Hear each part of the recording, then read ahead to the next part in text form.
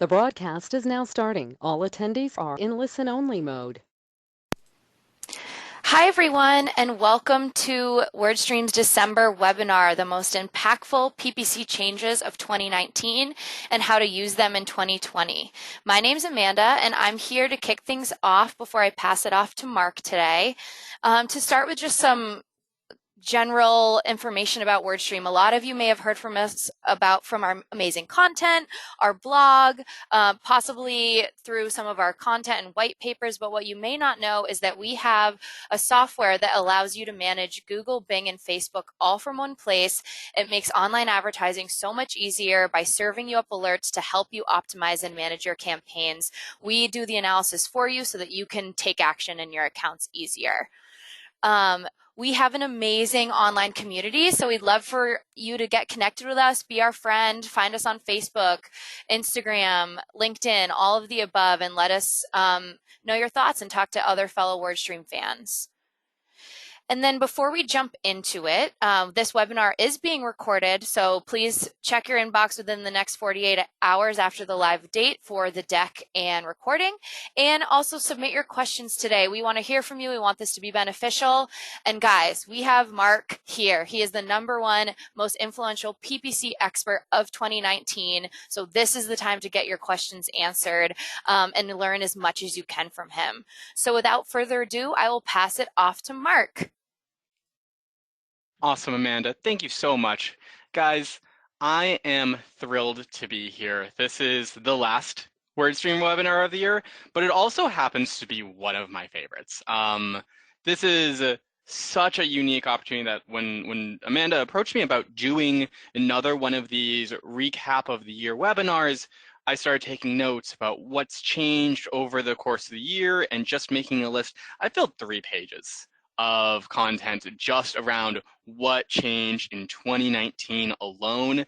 And I'm going to try and get all of that in 45 minutes, as well as answer some questions at the end of this. So I'm going to come at you hard. I'm going to come at you fast. Please submit a bunch of questions into this. If I personally can't answer them at the end of this, hour, then I'll be sure to connect you to someone who can at the end of this hour. But so who am I? What's going on today? My name is Mark Irvine. I'm the Senior Data Scientist at WordStream. Now, being a Senior Data Scientist is, of course, a cool title. It's very impressive to break out at parties. What do? You're a Senior Data Scientist. People think you're really smart. But really what that means is, at the end of the day, WordStream, we manage over 30,000 individual Google, Bing, and Facebook advertising accounts. And we see the fact that those individual advertisers and those agencies that we help manage those accounts can go in and they can see what's going on one of those accounts. But where my job comes in, and where my job's really cool, is I'm not able to just see where someone is successful, where one individual account is successful, but I'm able to see how changes impact 30,000 accounts at once and see exactly what helps make someone successful or what makes someone struggle in paid search today. It's a cool title, it's a cool role, lots of data.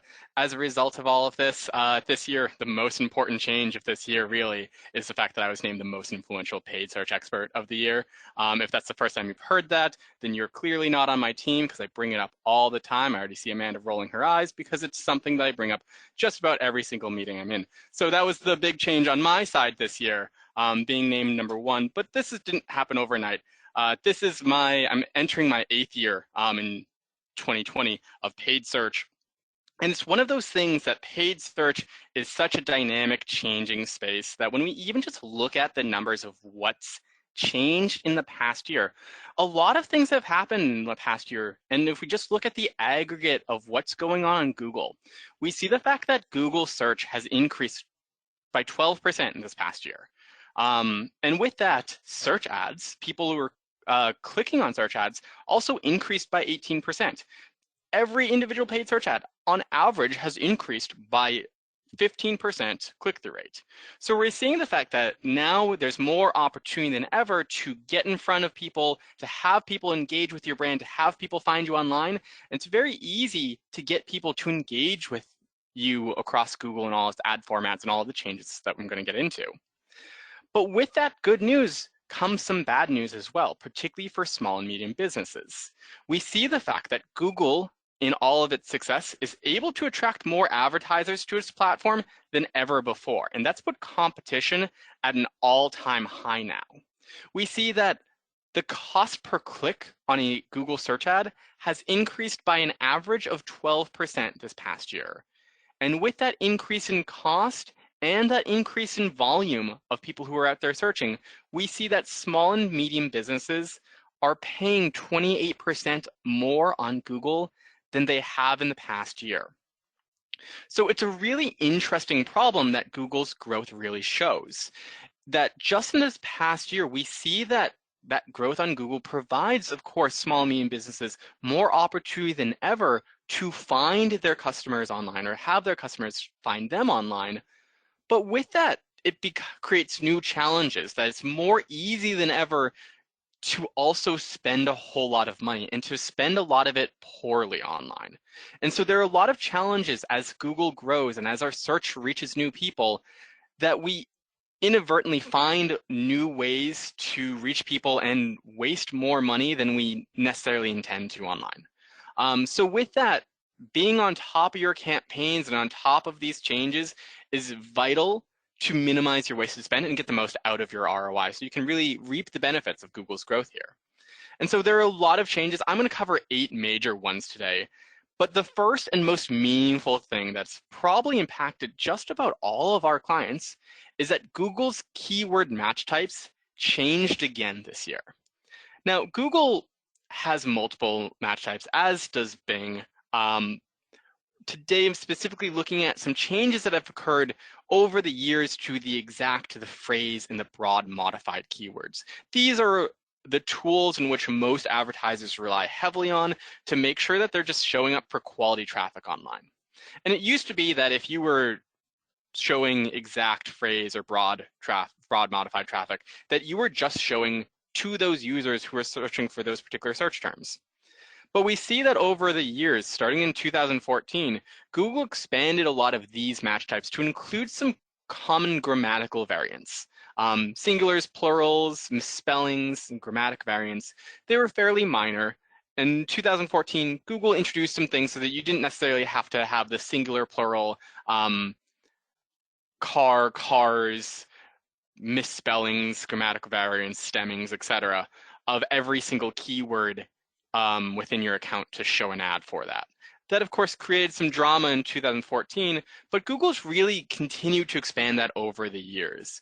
We see that in 2017, Google continued to expand exact match to include reordered words and the addition or removal of function words, things like and, in, or, of, around.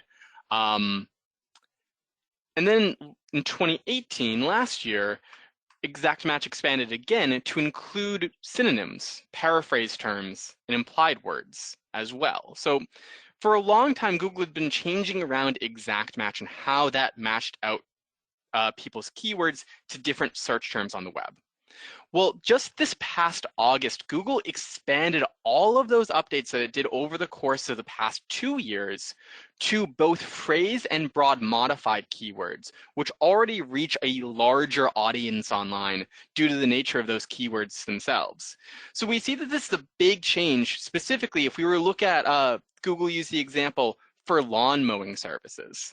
That phrase match keyword would have previously just shown for anything that included that string of words, lawn mowing service, in that order together, just like that. So lawn mowing prices, seasonal lawn mowing services, et cetera, et cetera. But now we see that that would match out to grass cutting services or local lawn cutting services. Grass cutting and gardening services, rates for services that cut your grass. Things that do not share that semantic connection to the actual keyword itself. So with this addition of the synonyms, paraphrases, and results with the quote, same intent implied, that does open us up to show for a whole lot of more search terms.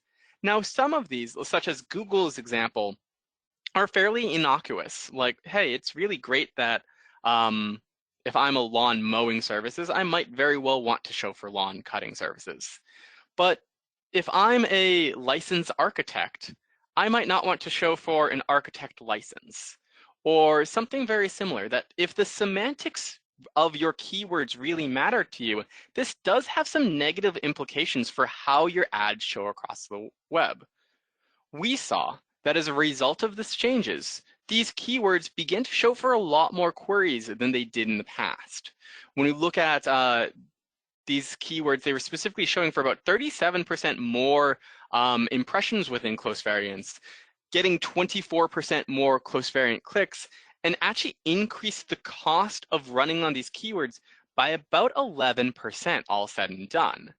And this is really important, particularly where this is your money, that you're on top of how these keywords are performing, whether or not you want to be showing for this traffic, and making sure that you're adding in the appropriate negative keywords to prevent yourself from showing for traffic that Google might be matching you that is not related to you, or might not be the most quality traffic as you may have implied when you ran your keywords themselves. So the very first thing to take from this is that you're on top of your negative keywords and you're top of your keyword strategy.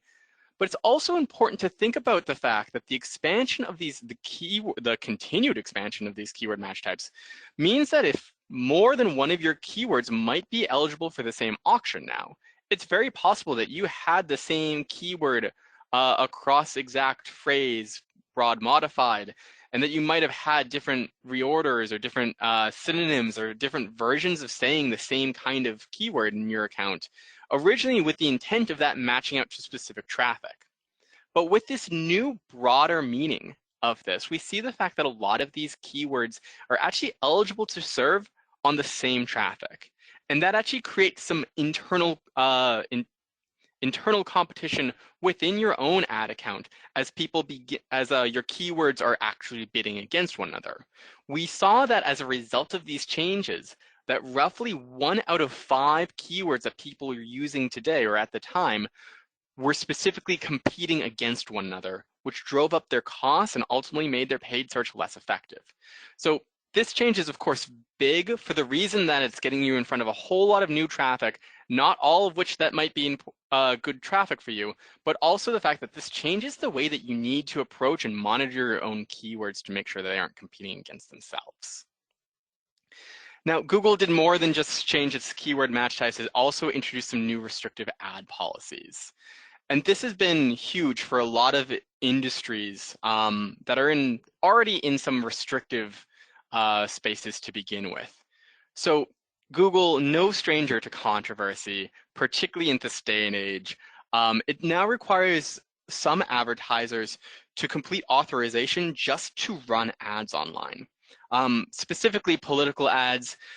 As we get into 2020, a US election is due, and we see the fact that just to advertise online in either federal or state elections, a lot of states and a lot of different countries are now adding in new restrictions that require advertisers to get certified both locally and with Google themselves. So we saw this throughout the Canadian elections this year, we saw this in India, and we saw this in the UK general election in the past month. We're seeing that as states and as the states are getting ready for their 2020 election, that Google is already on top of making sure that advertisers certify with their local authorities there. We saw that Google actually introduced certifications for a number of gambling, lottery, and sports betting ads, which had previously just turned off. So that's actually a new opportunity for those clients. Anything pertaining to abortion services, whether that is to provide abortion services or nonprofits or interest groups that are looking to discourage that, whether it's pro or against, you do need to certify with Google to serve ads now. We saw that debt management, particularly in the United States, now is a industry in which those advertisers need to certify both with their local authorities and with Google itself. And we also saw that Forex, foreign exchange, as well as a lot of internationally traded financial products also need to be certified both with Google and the local authorities there. So Google introduced a whole lot of new certifications just to run ads, also excluded a number of advertisers from running on Google altogether, specifically credit repair services internationally, speculative and experimental medical treatments, a lot to do with stem cells, a lot to do with radiation therapy. Basically, if it's not FDA approved, and it's not something that is well within the space of common medical practice, Google just does not want to be involved with. And we actually saw today that Google announced end to prescription opioid painkillers advertising that will go into place in March of 2020. So this is, of course, Google is not going to stop changing policies, but it's very important to stay on top of this, both from the past year as we're entering 2020. And Google also took away a lot of the features that advertisers had become very accustomed to using. Very first was the removal of average position. So for those of us who have been doing paid search advertising, I think average position was introduced in maybe 2000 or 2001, and it gave you an idea of where your ad was showing relative to other advertisers on the SERP when it showed up. So the average position of 4 meant that there were 3 advertisers on above you most of the time. Did not give any indication necessarily of if that was the very top of the page, very bottom of the page.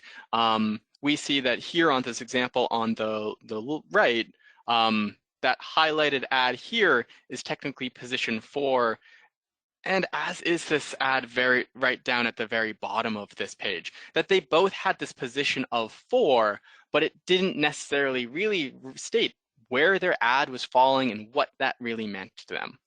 Now, Google had this metric for a number of years. A lot of us had written scripts or rules or built things in our account based off of this average position metric. So when they removed it, they instead replaced it with a new set of metrics. Specifically, they introduced absolute top impression rate, absolute top impression share, and top impression share. And rather than telling advertisers how they're doing or where their ads fell relative to other advertisers, now Google is trying to communicate where on the search engine result page their ads showed. And so the absolute top, it's what we would have normally previously thought of as position 1. What is the very first ad that showed? And the top impression rate and the top impression share speak to the ads that live above the top of the organic, which includes absolute top. So now we see the fact that between absolute top, and impression share, we're able to see exactly where our ads are falling, if they're in the very top position, if they're above the organic, or if they're anywhere on the Google search engine result page. Using this, we're able to get a more holistic understanding, not of how our ads are doing compared to all advertisers out there, but really how are they doing compared to what the Google search engine result page looks like. And from that, we're able to make a lot more intelligent decisions. Google also did remove a popular budget delivery option. So previously, when you went into a Google campaign, you had the option of setting your budget and you had the option of selecting one of 2 delivery methods. Standard was the standard and allowed you to ration your daily budget throughout the course of the day so that you would not run out of budget or you would not be intended to run out of budget during the middle of the afternoon if there was a lot of search interest. Accelerated delivery allowed you to put your ads every single time that it was eligible, it would show for that particular search term. And this ran into a problem that some advertisers would simply exhaust their daily budget midday and they stopped showing ads. What Google did is it no longer is no longer an option to show accelerated delivery within your campaigns. Now everything runs standard delivery across the board. Now that, of course, is really great if you're a small business that just wants to make sure that your ads are showing all the time. But this isn't great if you know in advance that your ads, like for Black Friday or something like this, if you were expecting a busy morning, or if you were expecting, you wanted to exhaust your budget early on to catch that early peak traffic, this is no longer an option for you. So it becomes really important to think about what your total daily budget looks like for that particular day and how you go about allocating it throughout your campaigns. Now, those last 3 have been really difficult. Those are 3 examples of Google making things more difficult with a change to our keyword match types, a change to their own ad policies, and a loss of features. But not everything in the past year has been more difficult. Google's actually granted advertisers a lot of control that they haven't had in the past, particularly over their smart bidding strategies. And so previously, we ran into this issue. A lot of people might run multiple conversion actions within their PPC campaigns. It's very possible. I'm sure that you might have found us via paid search even, and it's easy to go on, download a white paper, subscribe to a newsletter, pick up a phone call or purchase something online. But we all know the fact that all of those conversion actions, while they're all important, they might not all be equally important. And if we're just trying to cater our campaigns to drive one of those actions, if I know that we were running some advertising to drive people to register for this webinar campaign, it might be worth evaluating that campaign simply based off of how many registrants to that webinar campaign it drove, or how many people actually directly bought as a result of that campaign. You might not want to include everything under the sun within your campaigns. Google recently released the option of creating campaign level conversions so that you were able to better evaluate our specific campaign results based off of the results that they drove. So I no longer have to consider every single conversion that happened across all of my conversion types. But if I'm just interested in this campaign driving sales, then I could just include that sales conversion in my conversions. And that would help me make better decisions within my marketing campaigns, but also it would allow me to drive more of that action through those campaigns. Now, Google also began releasing top signals reporting for advertisers who are using smart bidding strategies. So whereas in the past, smart bidding has been a little bit of a black box, we've seen it be successful, but it was very difficult to say, okay, well, campaign is doing well because of this keyword or because of people from this location or people in this device or this time of day or what have you, that you really had no idea as to what was making that campaign successful apart from Google's own algorithm. These new top signals allow us to see exactly what are the most impactful parts of this campaign. And although I can't necessarily adjust them within my actual paid search campaign, I can use that information to then write better ad copy or create better campaign strategies, change my landing page, change my offer to address the fact that I see that this is, in this example, we see that a lot of people from the West Coast, from Los Angeles, from San Francisco, during the weekends are specifically coming through and converting. And then I might look at not having the UK or tablets or people during weekdays specifically be served from this campaign. Knowing that that's my customer persona, I might be able to not just change my paid search campaigns, but also the marketing that I use in general based off of the fact that this is when people are coming to me, where people are coming to me, and how I can cater my message across my landing page and perhaps the rest of my business to adjust for what Google sees as the most powerful drivers of my marketing campaign. And finally, Google also introduced seasonality adjustments. So if I know that I have a particular holiday or a sale or a period of time where I expect more people to come to my site and more people to convert on my site more easily, I can program that in to Google so that it can make its own adjustments based off of that information. So if I know that I'm running a Black Friday sale, or if I'm going to be running a sale next week, I can provide Google that information in advance, and it can begin to cater my bidding, my budget, all of that simply based off the fact that I expect more people to come in and convert. And Google can either be more aggressive or less aggressive, if I choose to set it that way, with my own automated bidding so that I'm able to get the most out of it. Very similarly, if I run into an issue where my tracking is down or my website is down or something along those lines, I'm able to program in that as a data exclusion so that that one-off bad data doesn't taint the rest of my campaign. So this gives us a lot more control over the information we feed to Google and how we can help Google learn a lot faster. Now, Google also introduced a number of new audience and demographics to target within Google Ads itself.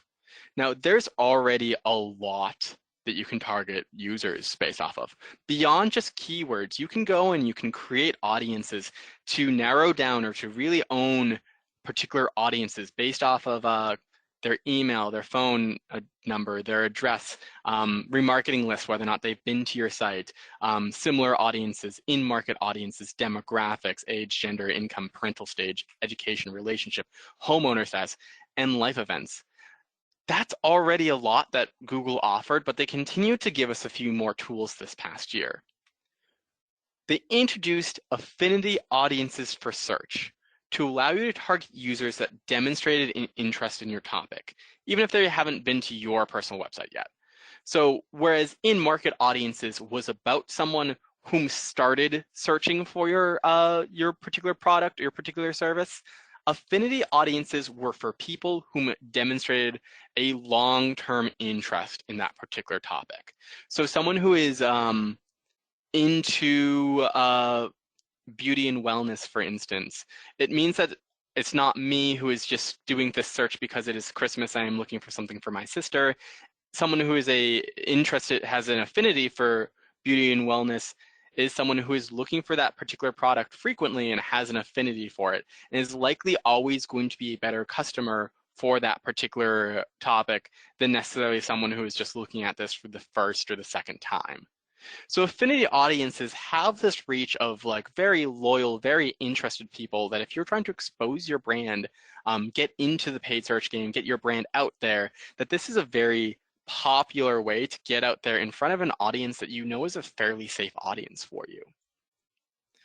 They also released a number, and Google did this very silently, they also released a number of new life events that allow you to target users who are preparing for a major life event, something that you go through maybe once or twice in your life.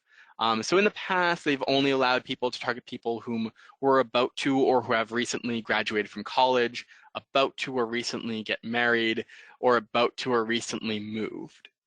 Their new introductions are for people who are about to or recently purchased a home, about to or recently start a business, start a new job, or even retire.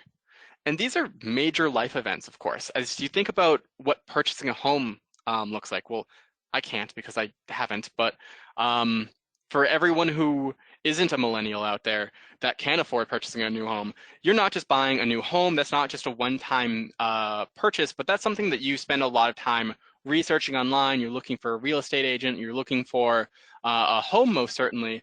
But after you purchase a home, you're also looking for very likely a lot of new furniture. You're looking at paint. You're looking at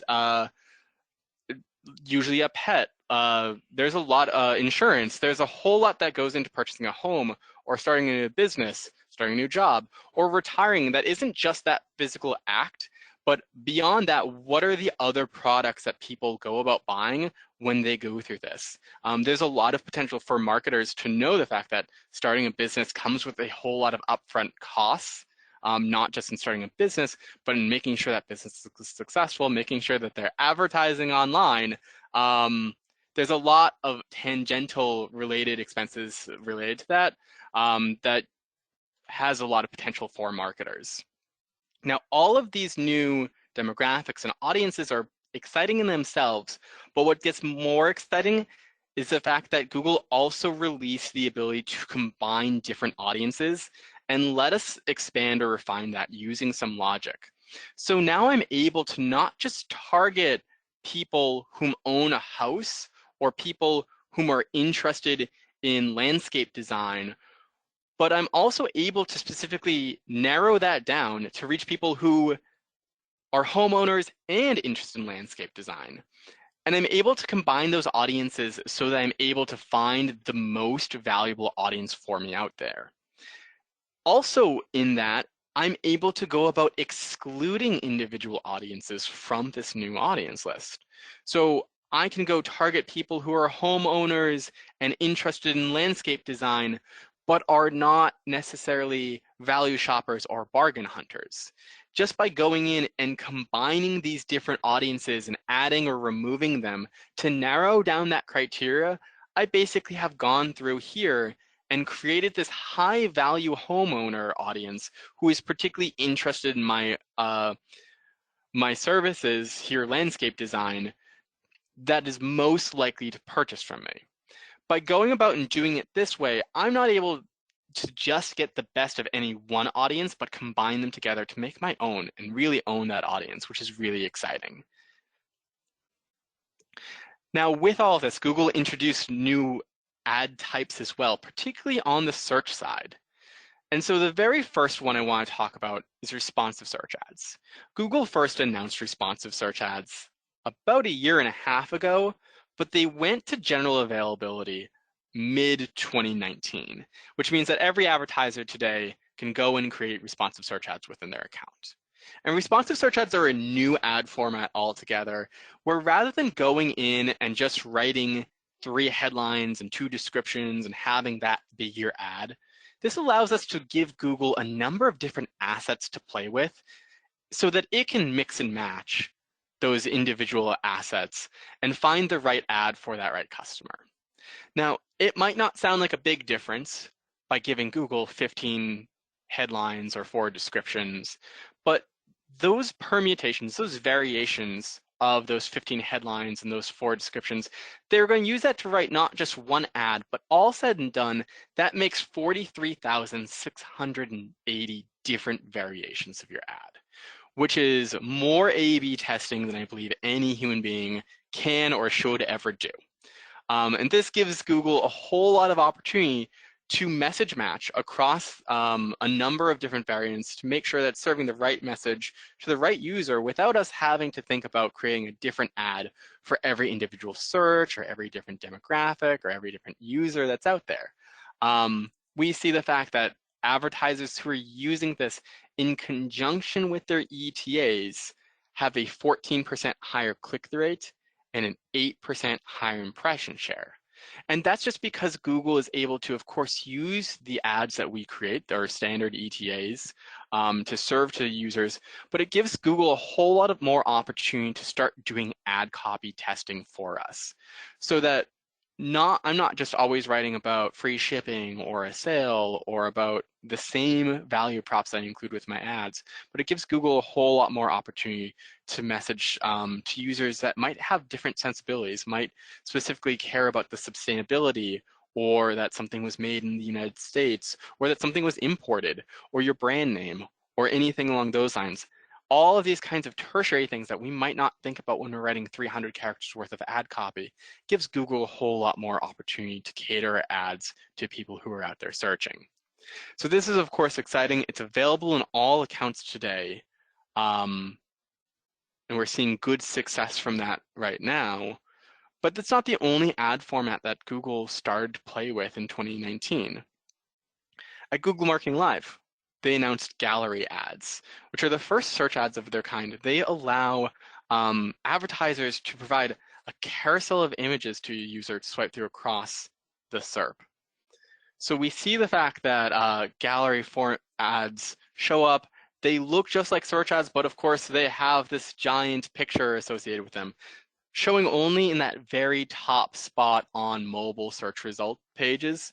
It allows someone who is on their mobile phone to not just swipe through and see a carousel of ads, but to click through and even see an expansion along with descriptions and along with headlines.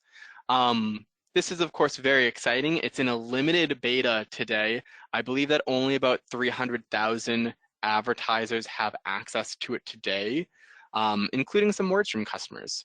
And we're seeing that just by looking at the WordStream customers who are playing around with these gallery ads, they show really impressive results. They drive more clicks, of course. They have a great image format to them. It's really exciting, but what's really most exciting about this is the results that we're seeing from them. The gallery ads have something close to a 3 times higher click-through rate on mobile than standard text ads. And so this is, of course, a huge opportunity for advertisers as they're thinking about 2020, that we really should be thinking about this sooner rather than later, if hints are in place that this is likely going to be generally available to more advertisers in early 2020. And so there's no time better than now to begin planning for this. Think about what kinds of images you'd like to feature within your gallery ads, and also really think about perfecting your mobile search strategy, knowing the fact that this is a mobile first or even a mobile only search formats. And the third major ad type that Google introduced was discovery campaigns. They're similar to gallery ads. They're visually impressive, and they target people across Google's properties, including Google's own homepage. So it doesn't show up in the search results like we traditionally would see with gallery ads, but we see that discovery ads are the first of their type, or the first ad type at all, really, to show up on the Google homepage, on that Discover page. Right below the search bar, you have this opportunity to show interested users an ad including an image of your brand and direct them directly to your site.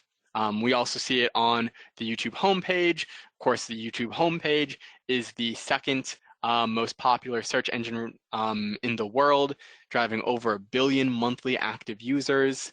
That's more than 1/6 of the world.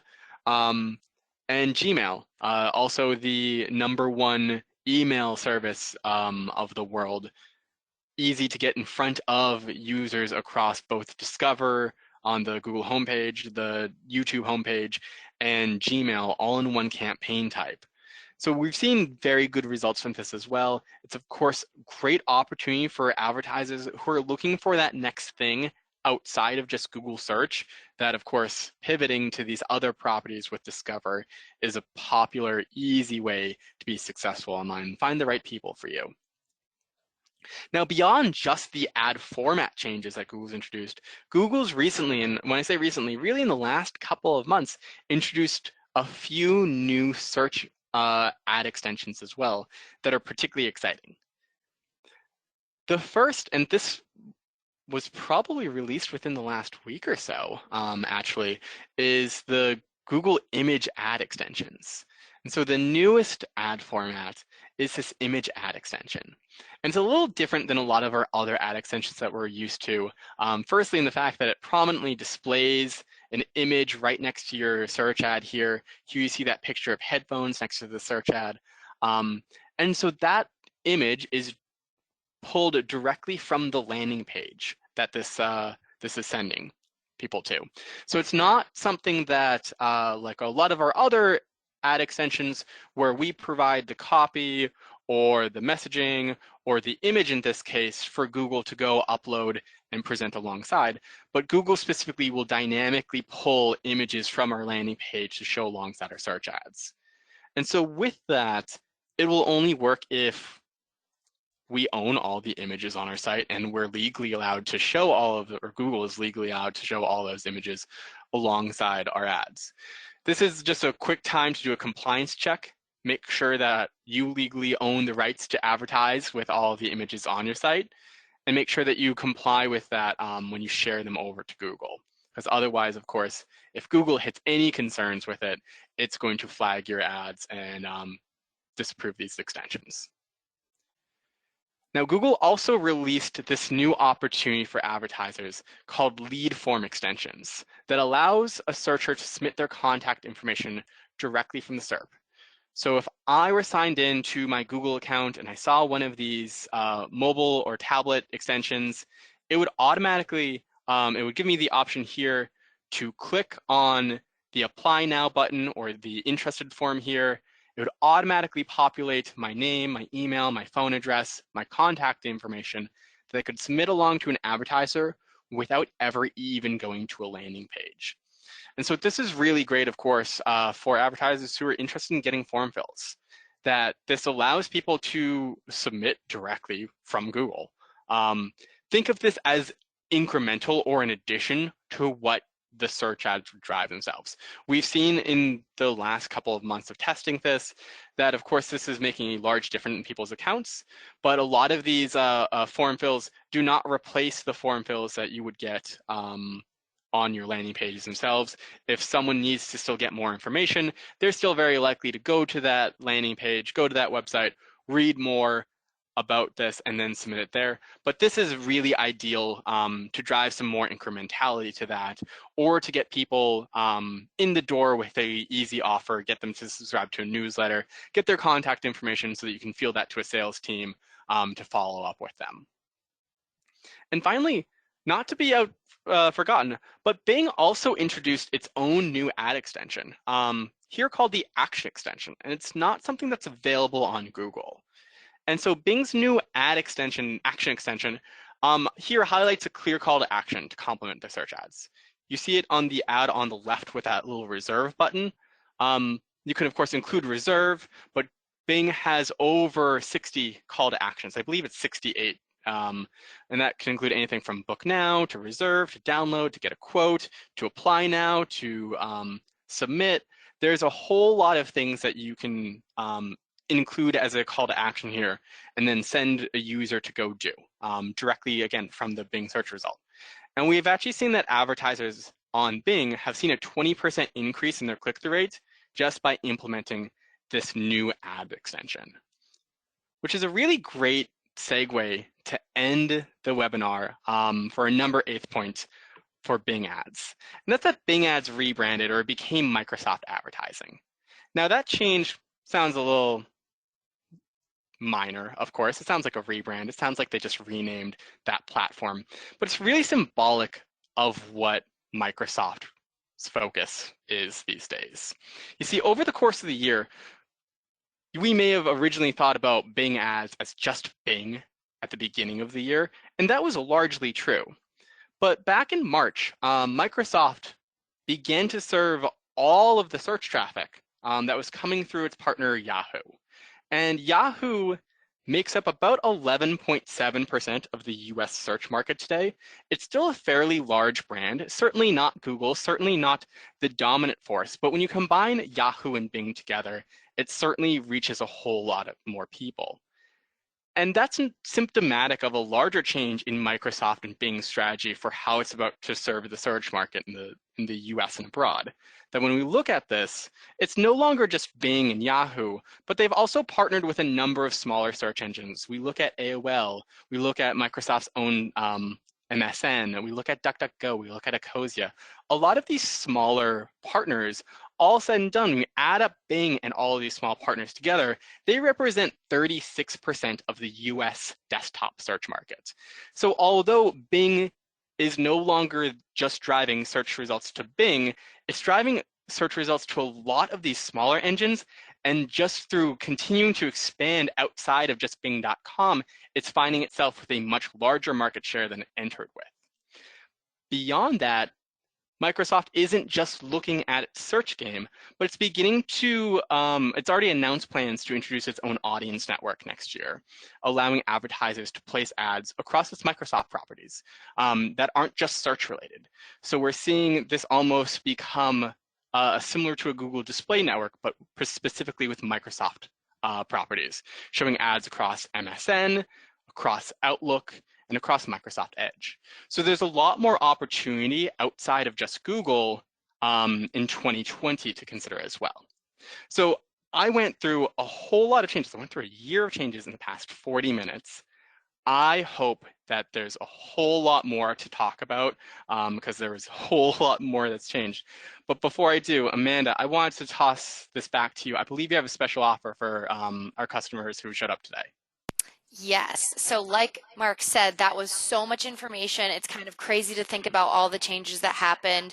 And this was more of a high level approach. So if you really want to know how these changes affected your account or how you can put things into place, we have a boatload of Google certified experts here in-house at WordStream that can give you a personalized account consultation, walk you through some of those changes, how it affected your account negatively or positively, and how you can kind of use it to your advantage in 2020. So definitely sign up for that. It's going to be super insightful and it's totally free.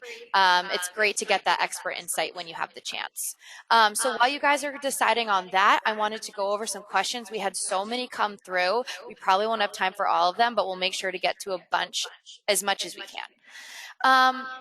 So let's start with something a little, I don't know, maybe not pessimistic, but you know, some of this data was a little bit shocking. So if CPC is going up and SMBs are, you know, carrying a brunt of the weight for in terms of costs and all of this stuff is happening, but they're not seeing their sales increase at the same rate, like how, are there any tricks of the trade to help keep PPC sustainable for these SMBs?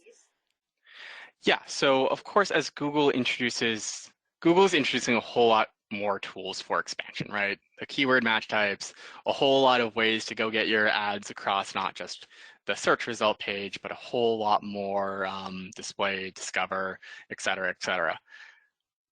As you do that, of course, the very first thing is that you have to stay on top of your search campaigns, add those negative keywords and be proactive with it and make sure that you're not wasting spend on your existing campaigns.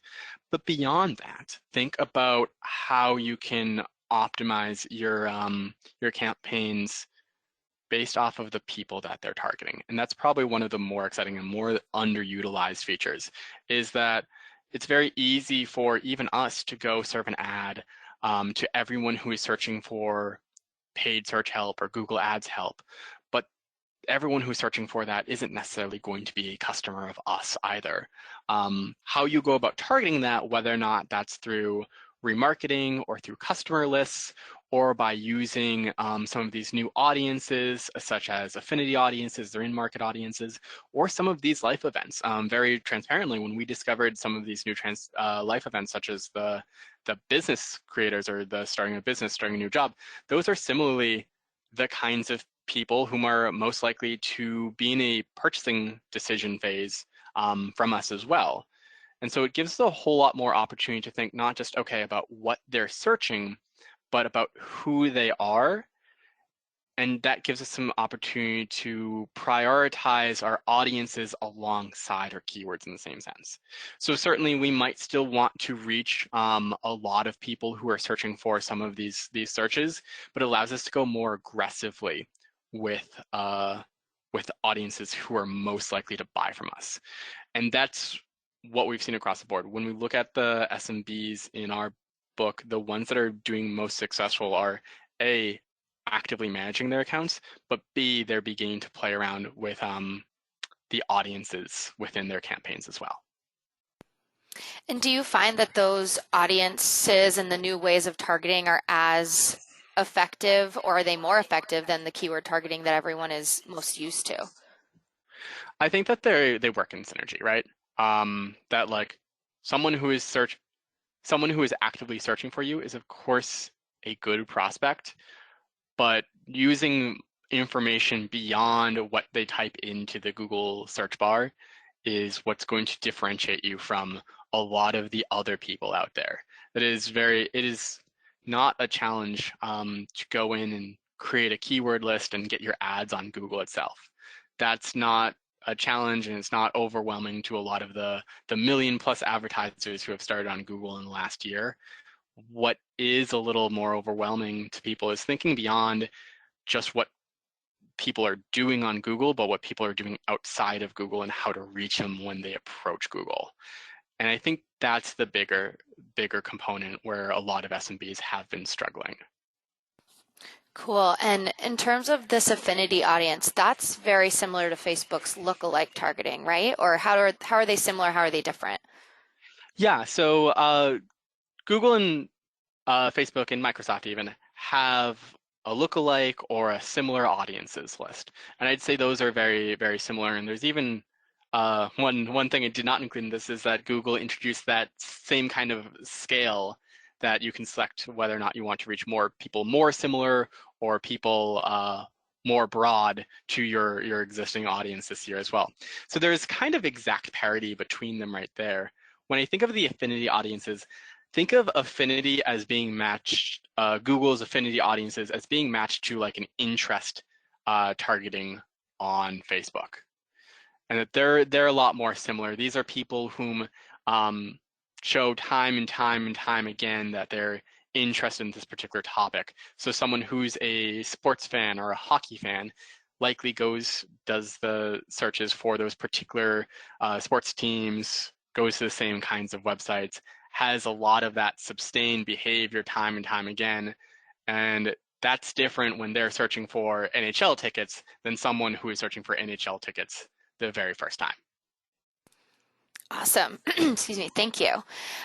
So with all of these match type changes, can you give some tips or just remind us, that was towards the beginning of the presentation, like if you have some keyword strategies to circumvent that, just quick hits. And then also on top of that, does this affect negative keyword lists at all, or is this just the ones you're bidding on? Yeah. So I'll tackle the easy one first. Negative keywords. This does not change negative keywords at all. So your negative keyword match types are not changed from this. Your exact match will still exclusively exclude that exact keyword. Same with your phrase and your mod broad. Now, as you go about your positive keyword strategy, your regular keyword strategy, part of this is about, of course, maintaining, like adding in those negatives, as you said. But part of this is, quite frankly, thinking a little less holistic, or thinking more holistically about what you're trying to get out of this. We're seeing Google slowly kill the semantic differences, such that like you no longer have to have misspellings or plurals or a lot of the hassles of creating a keyword list, but instead it lets you think a little bit more strategically about this. So very first thing is add negatives where you think it's appropriate, review your search terms, add negatives where you think it's appropriate, remove your duplicate keywords. If you have multiple keywords that are effectively the same thing at this point, no reason bidding on them separately.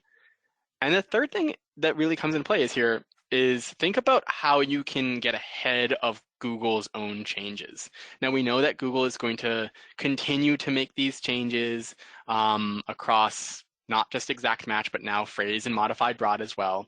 How can you keep your keyword strategy fresh in this sense? To that, I would encourage people to think about things like dynamic search ads, which don't have keywords attached to them, but simply read your landing pages to determine keywords for which their ad should be targeted.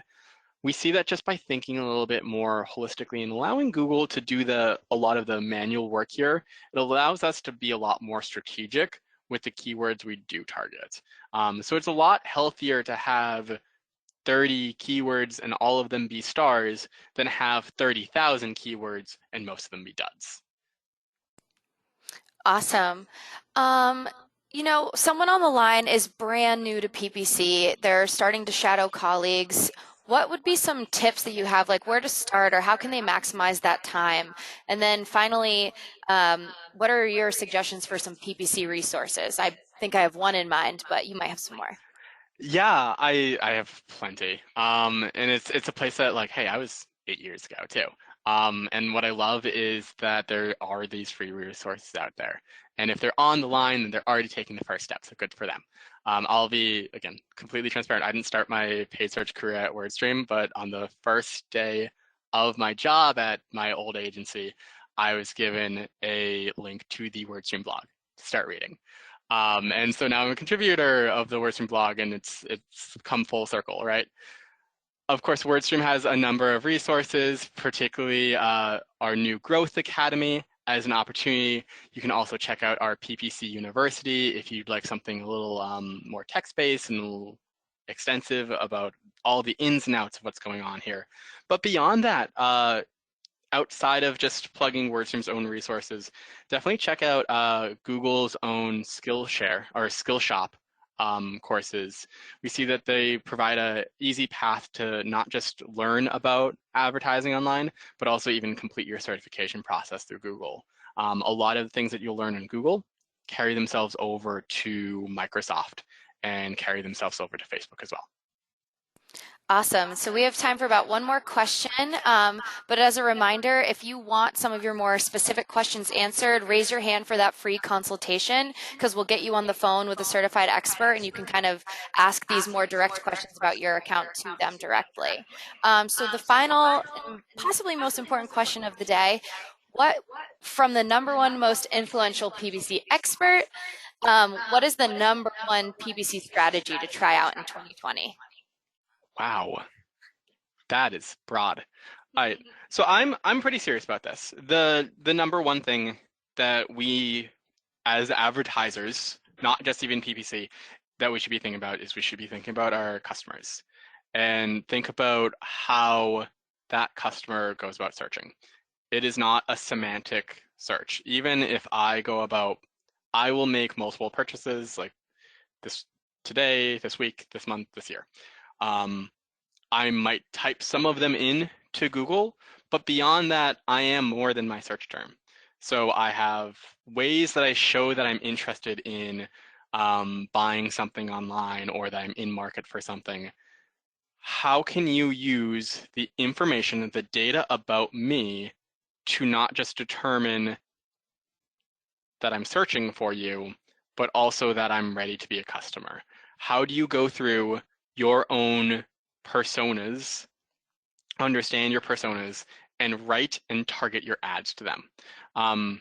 If you nail that connection, all of these changes of keywords or about ad formats or about whatever, ad extensions, they don't really matter as much, because so long as I've spoken to that user at the end of at the behind the screen, I'm able to leave a mark, get them to my site, and keep them engaged. So the number one thing I'd say is begin thinking about your customer as you're writing this. Write to them and what they're looking for in that moment. Understand that it's not going to necessarily be a situation where someone's going to click on your ad and immediately purchase, but how do you specifically keep them interested across Google, Microsoft, and their social channels to ultimately become a customer with you, and then keep them engaged as a customer, coming back buying for more. Awesome. Well, thank you. I think that's a great way to wrap up. Again, we'll try to get back to the more one-on-one account questions after the fact. We hope everyone enjoyed this webinar, and we hope to see you on our next WordStream webinar. And everyone, I hope you have a happy holiday. Thank you. Bye-bye. Thanks, everyone.